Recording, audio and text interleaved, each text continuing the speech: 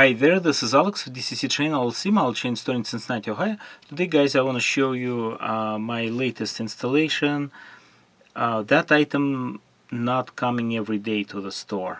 I probably did about 20 of them over the years, but I never work.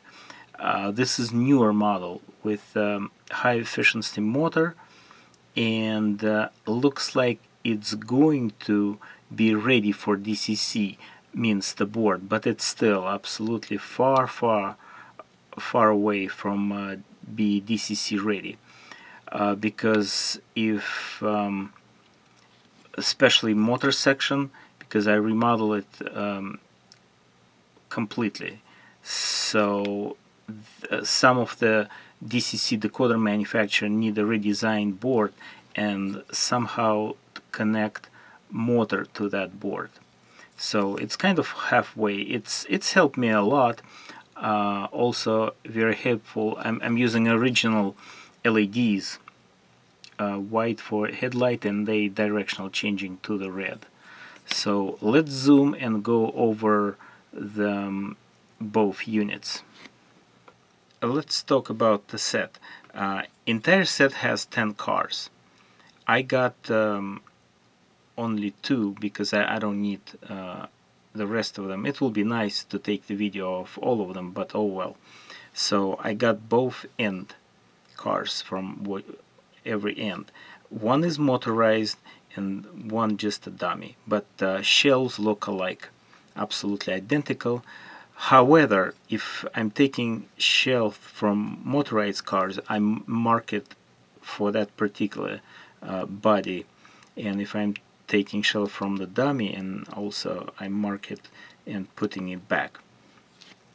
Oh, let's focus on details. As you can see, I use original boards. They absolutely identical. In that board for the motor section, there are special.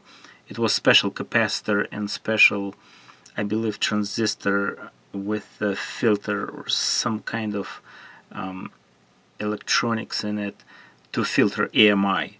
But decoders, newer decoders, absolutely take care about that, any AMI, and of course digital TVs. So it's kind of a little bit older technology. Again, it's almost pre-step, I should say, if it's English word, to fully DCC compatible board, but it still required few modification for the both contacts here for the motor, and you need no polarity, so the car is driving forward, then you soldering white wire for the headlight to that LED, and a yellow wire to the red LED indicates when it's changing directions. So I'm using KATO N tapes as usual to secure a couple of wires here and there, and overall it's really not big deal. First I try Uhlenbrock decoder. I have very good success with them, but with ESU decoder, motor looks and runs, just feels like much better.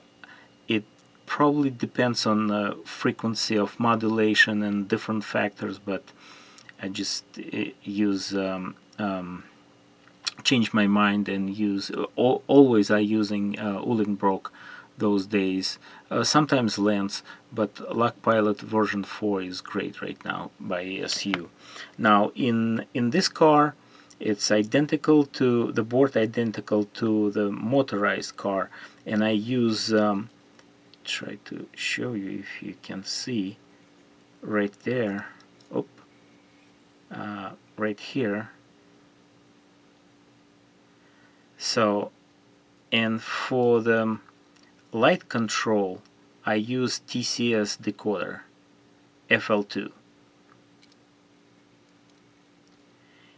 and I have a special procedure on the computer. I just selecting a couple of CVs, rotating the opposite traveling direction for both of these cars, and selecting to turning those functions decoder, because it's not default. Default F function 1 and function 2, I'm turning lights with function 0 and just using directional button to change traveling directions. Time for final assembly, and I just want to point one thing, how I avoid desoldering those LEDs and actually rotate them. So I didn't desolder them, I just cut the path under that board and separate them. That's not really secret, just like one major thing about this installation. I learned it myself. I designed that idea a long time ago and just using it every time. If I need to change LEDs, because those LEDs are very nice, if I need to change LEDs, then there is no problem at all. So that's kind of the tip of the day. And I probably classify that installation from 0 to 10 about 8. Why? The major thing is adjustment of FL2 decoder to change those CVs to make those lights operational on function 0, and just when you're changing directions they will change direction too, because original programming for function decoder FL2, the green and violet wire supposed to be working of function 1 and function 2.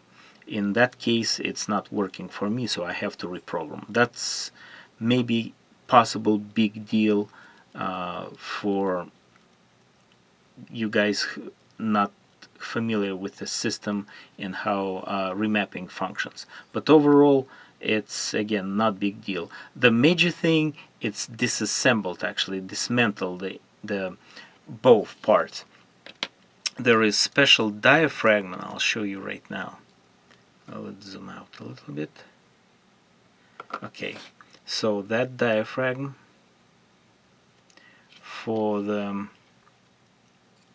car, and this actually the body, and it locks the bottom part.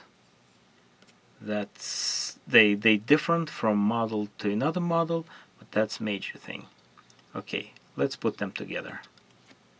Well, here's the set I got for installation, and I look on the web, correct me if I'm wrong, but for that particular set in real life, average speed 200 miles per hour, and I have our famous AccuTrack speedometer behind that box.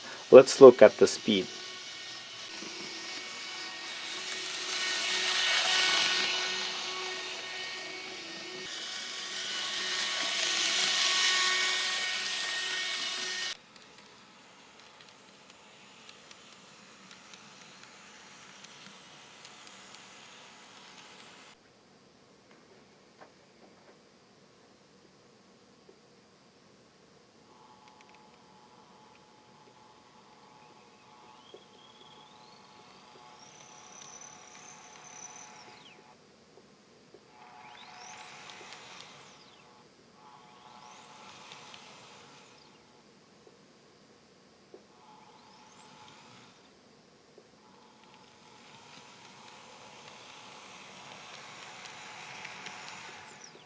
Thanks for watching and supporting business. Have a good one. Bye.